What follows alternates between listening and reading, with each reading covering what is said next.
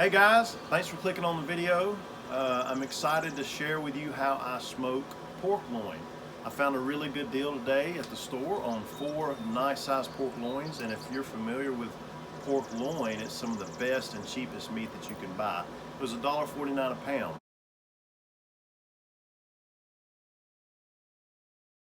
So this is my Pit Boss smoker.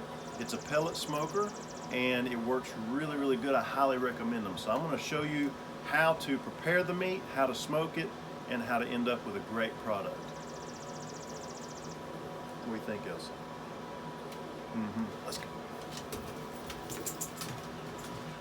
Here's our meat on the chopping block. The first thing we're going to do is take it out of the package, and we got to be careful because there's a lot of liquid in here, a lot of water, and if we're not careful, that'll run down into the floor. So what I'm going to do is lay a towel down, and then we're going to individually unpackage these and dry them off.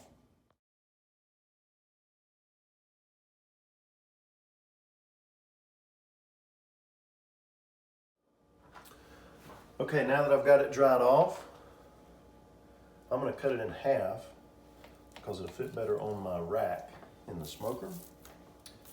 And the next thing we're going to do is we're going to put a binder on here. And a binder is simply some type of a dressing or sauce that is going to stick to the meat, and then also your spices, when you sprinkle them on, is going to allow them to adhere to the meat. One of the most popular binders to use is just a simple yellow mustard.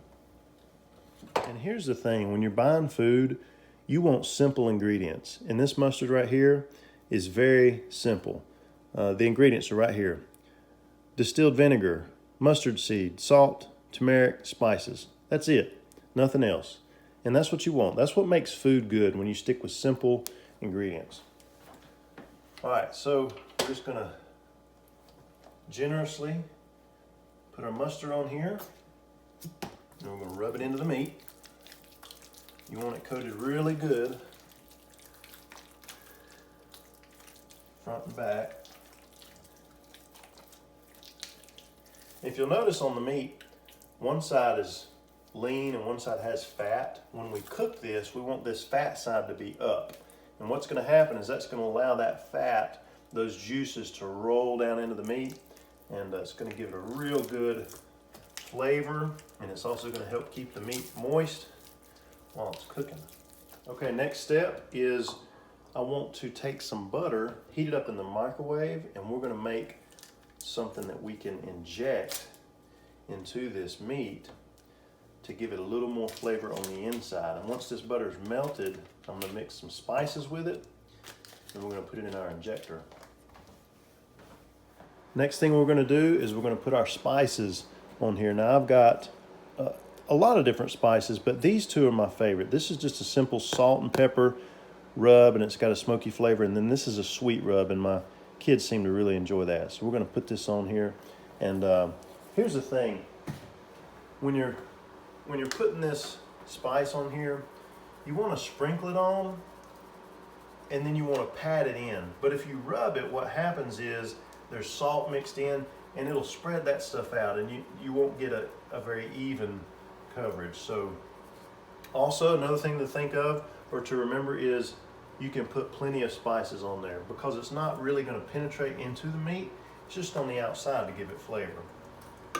So coat it really good, flip it over. Coat this side. And look, I'm running out of that. That was everything. So this side's going to have a different flavor, but that's okay. Just make sure it's a spice that you like, that smells good to you, and you'll be just fine. You put a little extra on your chopping block, your cutting board, and then you can get some of that and pat it in on the ends, like so. More the merrier.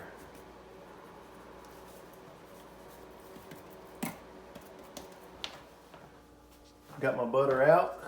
It's nice and melted, nice and hot. Now I'm going to put some of my spice, that one's out, into this, mix it up, and then we're going to inject it.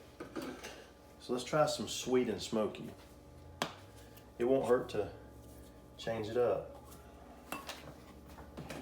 All right, we got that in there. Mix that up. Ooh, that's hot. Good night.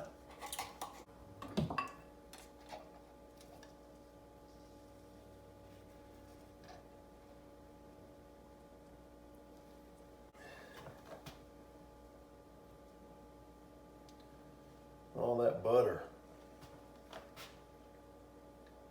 It's just going to add to the flavor.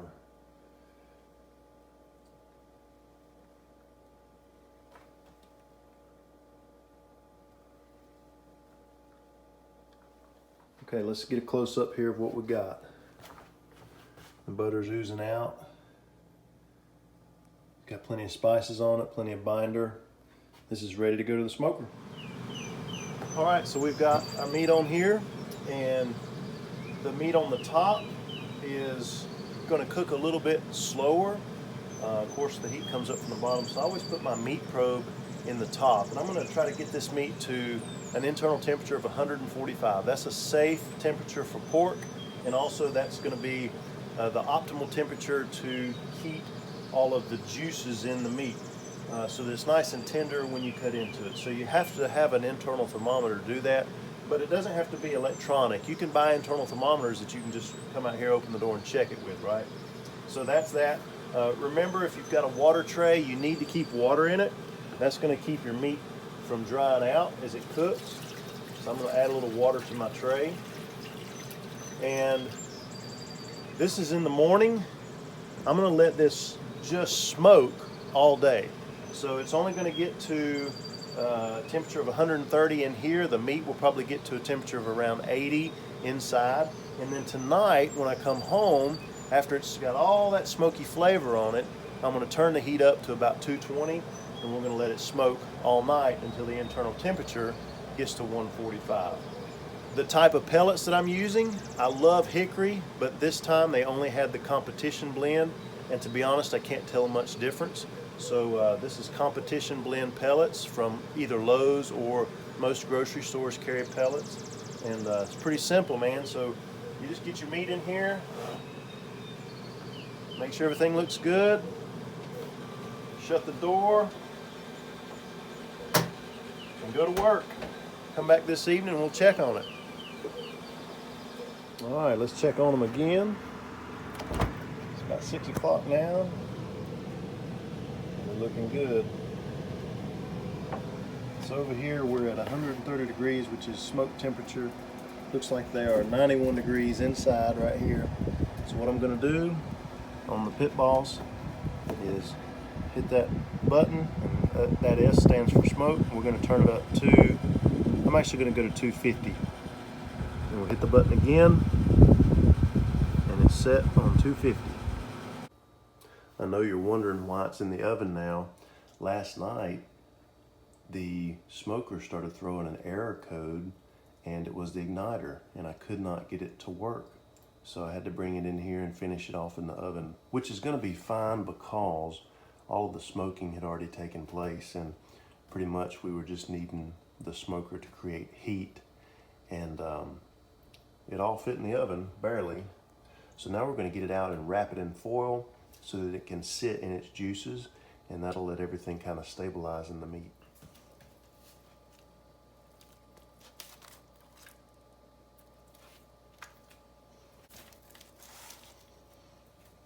Before I start wrapping it up, let's cut into one of these and just see what it looks like.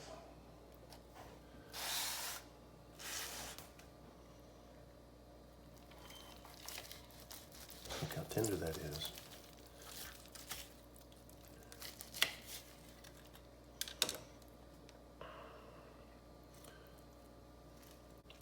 You can see the smoke ring a little bit around here. Throughout, plenty of juice. The fat cap. It's perfect.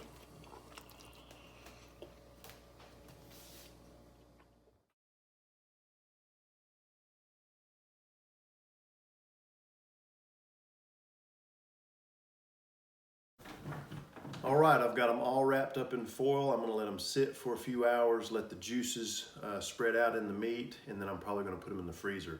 If you were gonna serve your tenderloin the same day, I would still wrap it in foil for a couple of hours before you serve it, and that way it'll be juicier throughout. It'll let some of that fat seep back into the meat, so that's a good thing. I hate that the pellet smoker quit working last night. I'm gonna have to dig into that thing and try to fix that igniter or get a replacement part. So maybe I'll make a video on that. I hope you enjoyed this video. Thanks for hanging out. Remember, if you'll subscribe to the channel, you'll see the videos as they pop up. Like the video and leave a comment. Let me know what you think about the smoking process. If you have any questions, I would love to answer those. Hope you have a great weekend.